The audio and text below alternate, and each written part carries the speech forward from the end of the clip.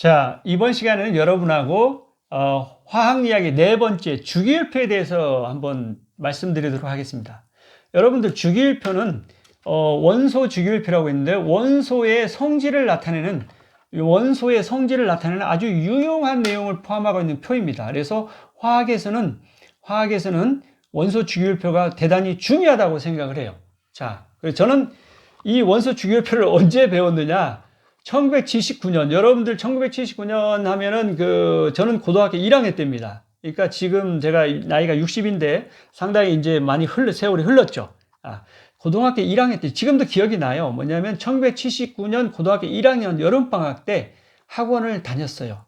그래서, 뭐냐면 상하탑 학원이라고 있었는데, 거기에서 1개월 과정으로 성문 기본 영어하고 화학 두 과목을 들었습니다. 두 과목을.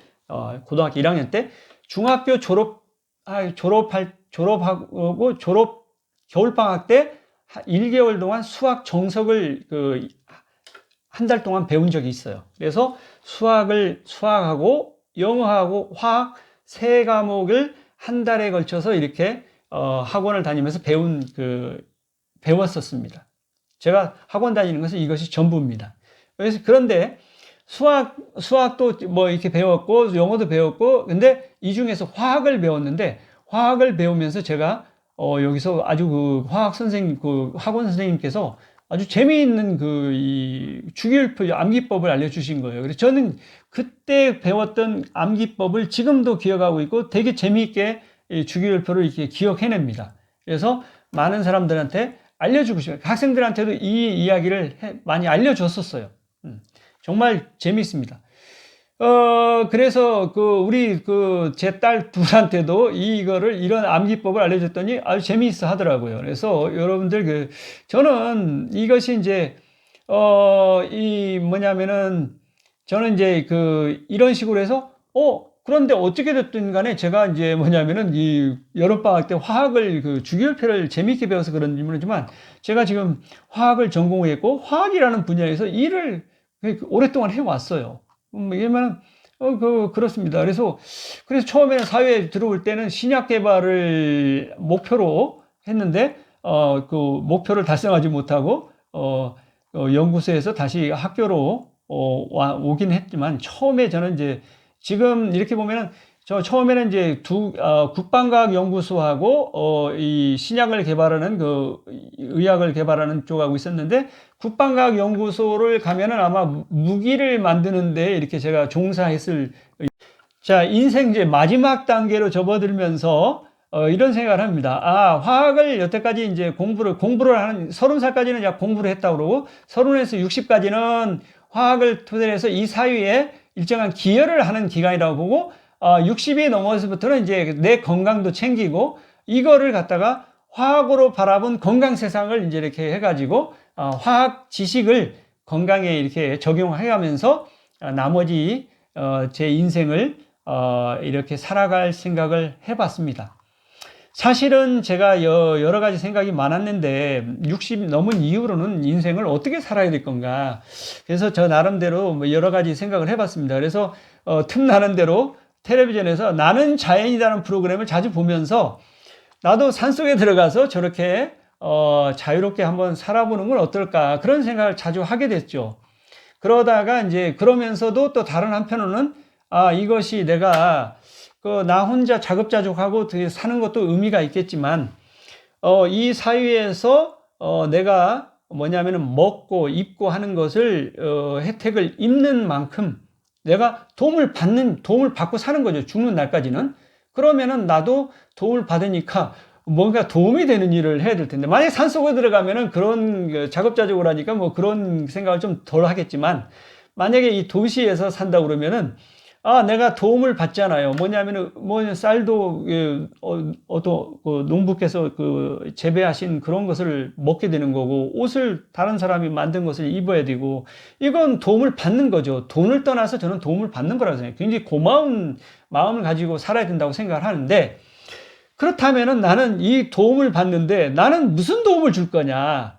그래서 만약에 도시에 산다면 도움이 되는 일을 해야 되는데 뭘 해야 되는가. 그래서 생각을 해보니까 그래, 내가 여태까지 화학을 공부했는데 그 지식을 토대로 해서 건강 쪽에다 적용해가지고 그거를 한번 조금, 기여를 하는 것도 그 의미가 있겠다. 그런 생각을 해서 산속으로 들어가는 대신에 뭐냐면은 후자를 선택해서 마지막 인생을 보내보려는 생각을 가지고 있습니다. 뭐냐면은 항상 고마움과 감사한 마음을 가지고 있긴 한데 저도 뭔가 조금 일을 해야 되겠죠. 뭐 도움이 되는 삶을 살아야 되죠.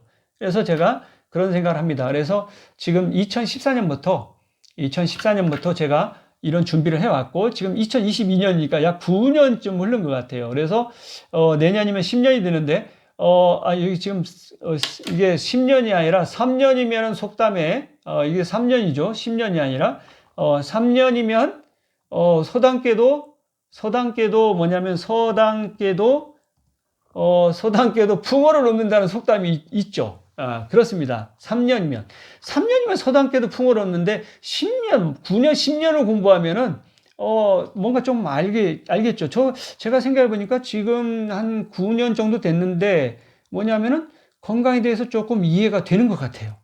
그래서 이게 열심히 하면은 이거 건강도 조금 이해가 되는구나. 그래서 제가 그 나름대로 건강을 공부를 많이 했고 그래서 그거를 토대로 해서 실험도 해보고 그런 것을 이렇게 해봅니다. 그래서 의미가 있는 것 같아요. 그래서 저는 죽는 날까지 화학을 토대로 해서 건강을 이렇게 바라보고 그거를 이렇게 해서 많은 사람들과 더불어서 같이 뭐냐면은 이야기하면서 살아가고자 합니다.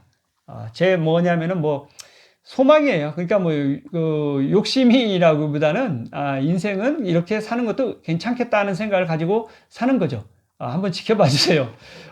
저는 그런 생각을 가지고 있는 그래서 자 이제 그 제 인생 이야기를 너무 그게 자 주기율표로 다시 돌아갑시다. 주기율표를 배웠는데 주기율표는 뭐냐면은 우리가 과학의 역사에서 보면 탈레스는 저는 굉장히 그 항상 이야기합니다. 질서가 있다는 이야기를 했고, 저 앞에 시간에도 이야기했고, 데모크리투스가 100년 후에, 기원전 4세기에 원자는 더 이상 쪼개지지 않은 가장 작은 입자로 되어 있다는 개념을 만들게 됩니다. 그래서, 대단한 이제 이런 것들이 배열이 있고 이런 식으로 해서 원자 이야기를 했는데, 1600년대 넘어서면서 1600년대 이탈리아에서 이제 뭐냐면은 르네상스가 일어나고 뭐 1400년부터 일어났다고 하지만 어쨌든 이탈리아에서 시작이 됩니다. 이렇게 원자에 대한 이야기도 하고 그래서 1700년대쯤 되면 이제 유럽 대륙 프랑스 쪽에서 많은 사람들이 뭐냐면 원소를 발견하게 돼요. 60여 개의 원소를 발견하게 됩니다. 뭐 프랑스의 라보아지의 질량 보존 법칙도 있고 프로스트의 일정 성분비 법칙도 있고 이런 그 발표를 유럽 대륙에서 있었어요. 1700년대. 그런데 영국은 아직 이런 거에 대해서 전혀 모르는 거예요. 근데 돌턴이 혼자서 공부해가지고 이거를 유럽 대륙에 있는 지식을 정리해서 돌턴의 원자설이라고 해서 1803년에 발표합니다.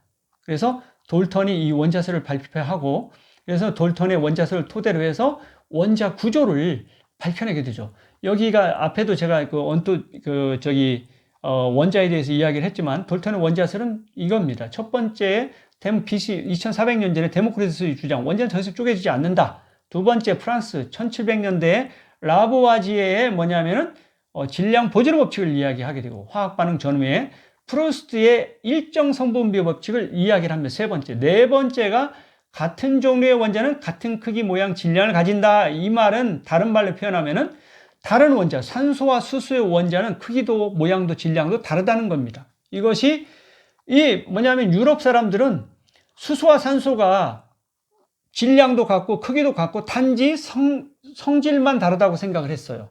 그런 생각을 가지고 있는데 돌턴은 그건 아니다. 성질만 다른 게 아니라 질량도 다르다. 크기도 다르다. 이 이야기를 하는 겁니다. 이거는 굉장히 중요한 개념이죠. 네 번째 돌턴의 이 독특한 창의력, 생각. 이거는 매우 놀라운 겁니다. 돌턴의 생각이죠. 이 부분이 돌턴의 원자설의 위대한 업적입니다. 돌턴이 이와 같이 이 이야기를 한 이후에 이제 앞에서도 그 원자 구조를 밝혀내는 것을 돌턴은 단단한 구라고 해가지고 영국에서 1913년까지 해서 원자 구조가 밝혀집니다. 핵으로 이렇게 이루어져 있다고 하죠. 그래서 1932년에 이제 뭐냐면 최대육이 중성자까지 발견하면서 원자의 모양, 원자는 핵과 주변을 도는 전자로 이루어져 있고 핵은 뭐냐면 양성자와 중성자로 이루어져 있다. 여기까지 알게 되는 거예요. 그래서 영국의 뭐냐면 돌턴의 원자설은 대단히 중요한 의미를 가집니다. 그런데 이제 우리가 이렇게 생각해요. 1700년대에 이제 유럽 대륙에서 60여 종의 원소들이 발견됐어요. 그래서 데모크리투스는 모두 다 동일한 원자로 이루어져 있다고 생각했지만 60종 뭐냐면 수소, 산소, 칼슘, 나트륨 뭐 여러 가지 원소들이 발견되고 나니까 더 이상 데모크리투스에 하나로 되어 있다는 것은 이제 아닌 거죠. 다른 거죠. 그래서 원자라는 말 대신에 원소라는 말을 사용합니다. 원소. 원소라는 것은 뭐냐? 원소는 뭐냐면 원자하고 다른 거죠. 원자는 더 이상 쪼개지지 않는 입자를 이야기하는 거고, 원소는 화학적 성질이 다르다는 개념을 이야기를 하는 겁니다.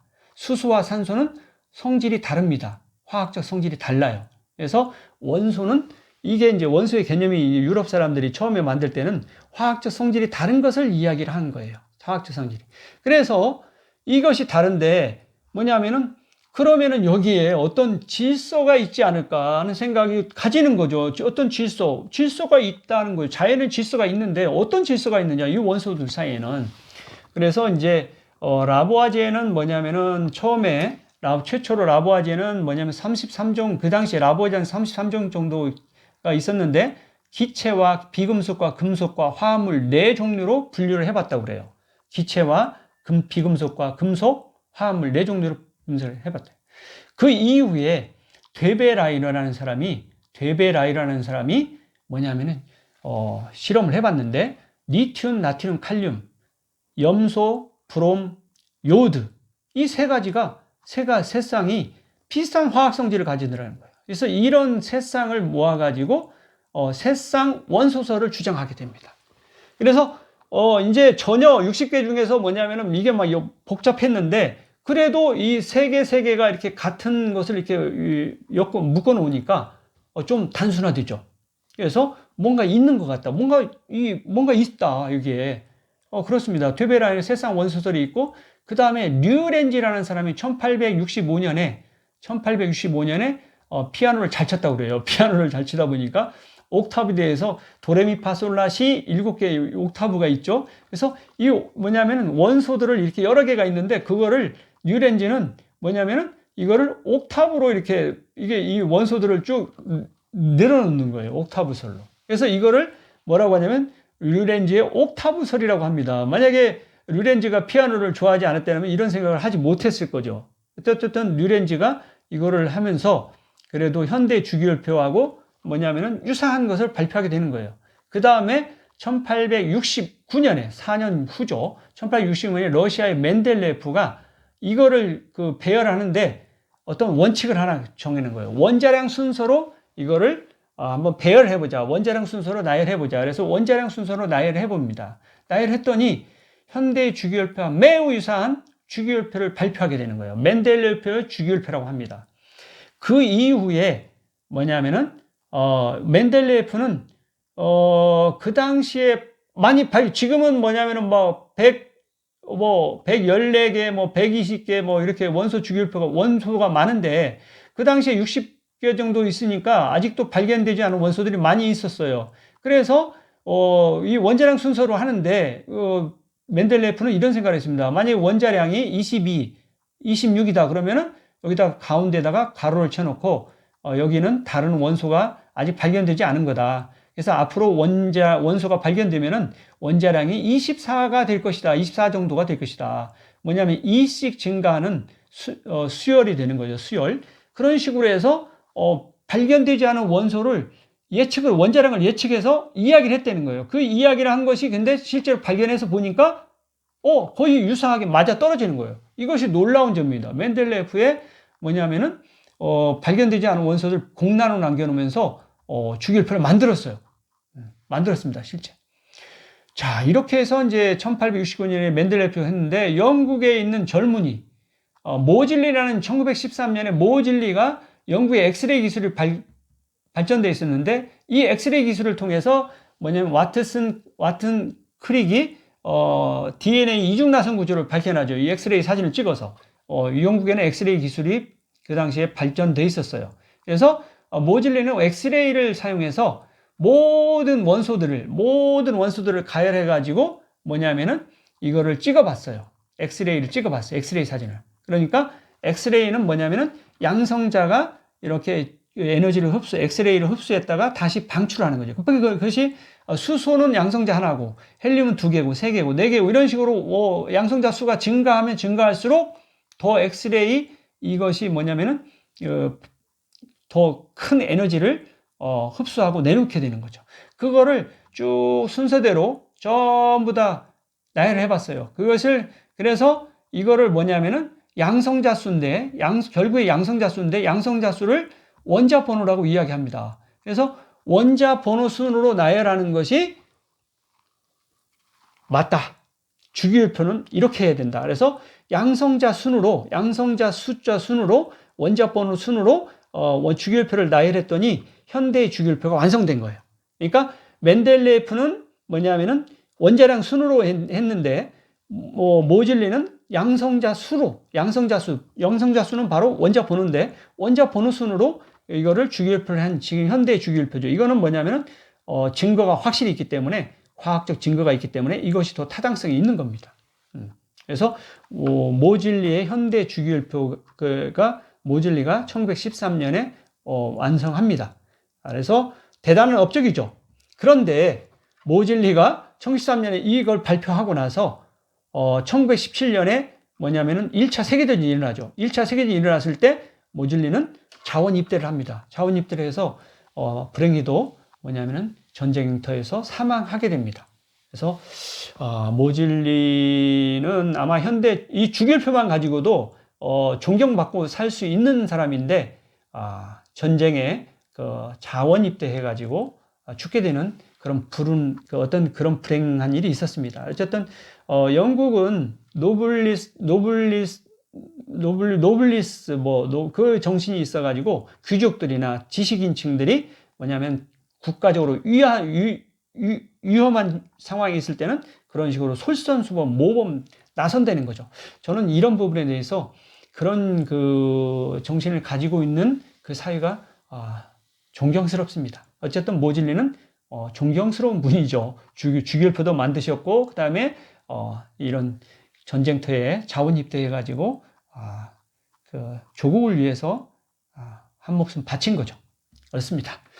자, 모질리 주기율표가 이렇게 완성됐어요. 자, 그런데 이 주기율표가 있는데, 이 주기율표를 기억하는 방법을 1학년 때, 고등학교 1학년 때 1979년에 뭐냐면 학원 선생님께서 알려주셨어요.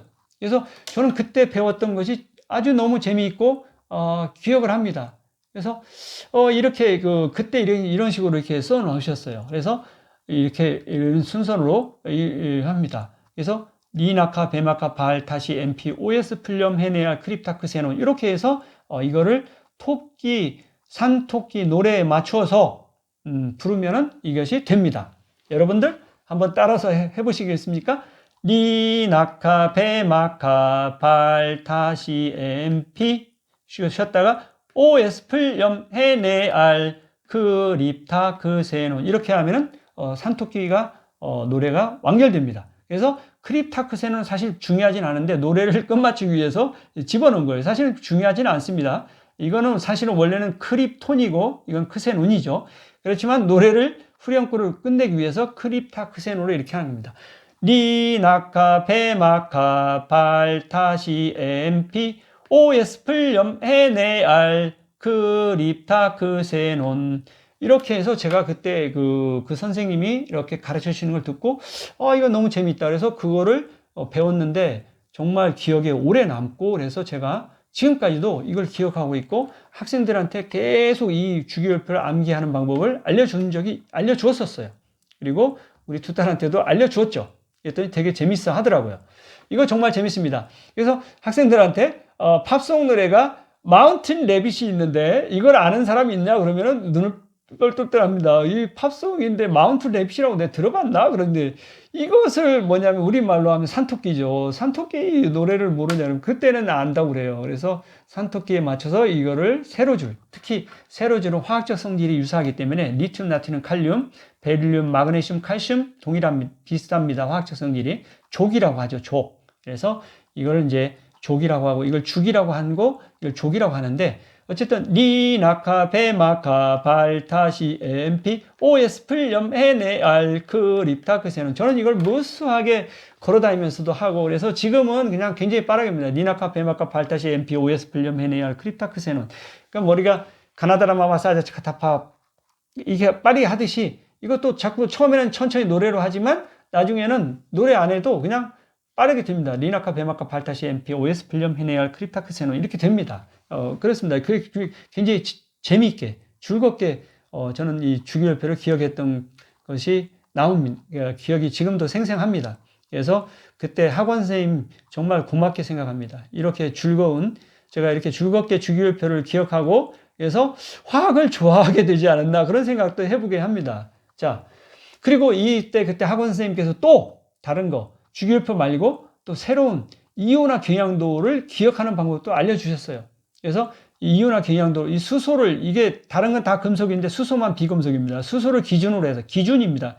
줄을 쓰려면 기준이 있어야죠. 그래서 칼륨, 칼슘, 나트륨, 마그네슘, 알루미늄, 아연, 철, 니켈, 주석, 납, 구리, 수은, 은, 백금, 금 이렇게 있는데 요거를 기억하는 방법을 이게 갈거나 이렇게 부릅니다. 갈거나 마라, 철이, 주나, 구수은, 백금을 이렇게 해서 문장을 완결합니다. 갈거나 물어보는 거예요. 옆에 있는 친구한테. 그랬더니 친구가 가지 말라는 거예요. 왜? 그러니까 저쪽에 있는 철이가 주나? 아마 안 줄 것이다. 그러니까 가지 말라는 거예요. 왜 가지 마냐? 그러니까 구수은, 백금이기 때문에 가지 말라는 거예요. 구수은, 백금을 줄 리가 없다. 그 친구가.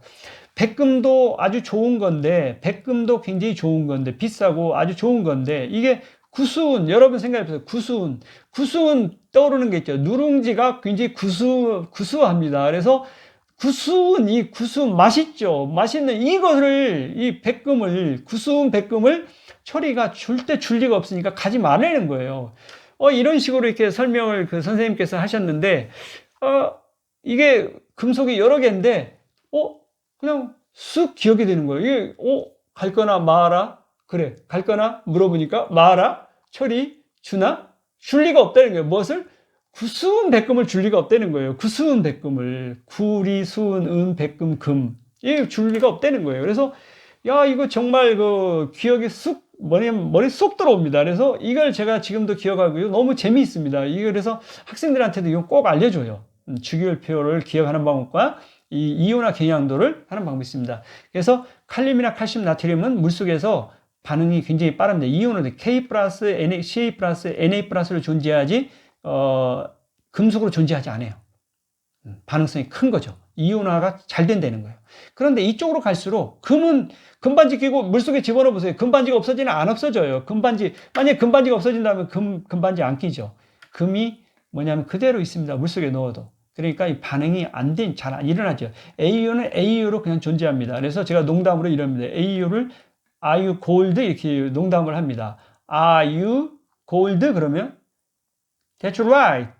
Yes, that's right. 이렇게 이야기합니다. 뭐냐면은 AU는 금이 맞거든요. 그러니까 Are you gold? 그러면은 That's right. Yes, that's right. 이렇게 이야기를 하는 거죠. 제 농담입니다. 그래서 재미있게 하여튼 뭐든지 재미있게 이렇게 살펴보는 게 좋죠. 어쨌든 저는 주기율표를 기억하는 방법과 이온화 경향도를 학원에서 배웠던 기억이 있어서 그때 학원 선생님께 무척 감사한 마음을 가지고 있습니다. 이렇게 좋은 방법을 알려주셔서 제가 이런 기억법을 지금도 이렇게 가지고 있습니다. 그래서 이건 정말 복이다.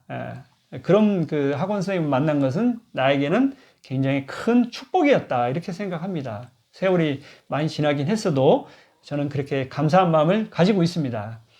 여러분 어떻습니까? 되게 재밌지 않습니까? 저는 무척 재밌게 배웠어요. 이거를 기억을 배웠습니다. 이게 정말 그래서 여러분에게 네 번째 화학 이야기 네 번째의 주기율표를 기억하는 방법을 말씀드렸습니다.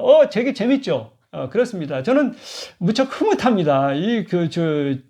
그래서 제가 이것 때문에 주기율표 기억법과 이 이온화 경향도를 재밌게 해서 화학을 한 건가, 뭐 그런 생각도 가끔 해봅니다. 그러면서 어쨌든 뭐 그 이후에 명확히 설명하기 어렵지만, 그것도 영향을 주었으리라고 생각을 해봅니다. 뭐 저는 돈을 벌고 안 벌고 떠나서 재미있는 걸 하는 겁니다. 인생 뭐 있습니까? 재미있게 사는 거라고 저는 재미있게 사는 게 중요하다고 생각을 해요. 뭐냐면은 내가 재미있는 일을 해야지 재미없는 일을 어거지로 하고 있다 그러면 그거 얼마나 짜증나는 겁니까? 재미있게 사십시오. 재미있게.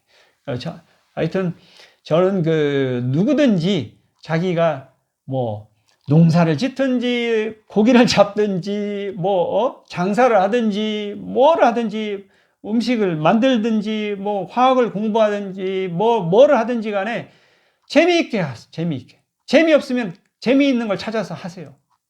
그러면은 인생이 무척 재미있을 겁니다. 그렇게 인생 한 세상 살다 가는 것이 굉장히 좋지 않을까요? 어쨌든 저는 화학을 공부를 했지만 무척 재미있게 공부를 했던 것 같아요. 그래서 뒤돌아보면은 이제 뭐 뒤돌아갈 수는 없는 일이지만 뒤돌아보면은 참 재미있게 화학을 배웠고 그다음에 화학에 종사했고 그리고 지금 마지막 이 화학을 토대로 해서 건강을 이렇게 살펴보는 일을 이렇게 그런 생활을 하고 있는데 재미있습니다. 뭐 그렇죠. 내가 재미있으면 되는 거죠. 그렇죠? 그렇습니다. 여러분 어쨌든 화학 이야기 네 번째를 말씀드렸습니다. 감사합니다. 여러분들 한번 주기율표라든지 이온화 경향도 한번 해보세요. 되게 재밌어요. 기억하기도 좋고 되게 재밌습니다. 감사합니다.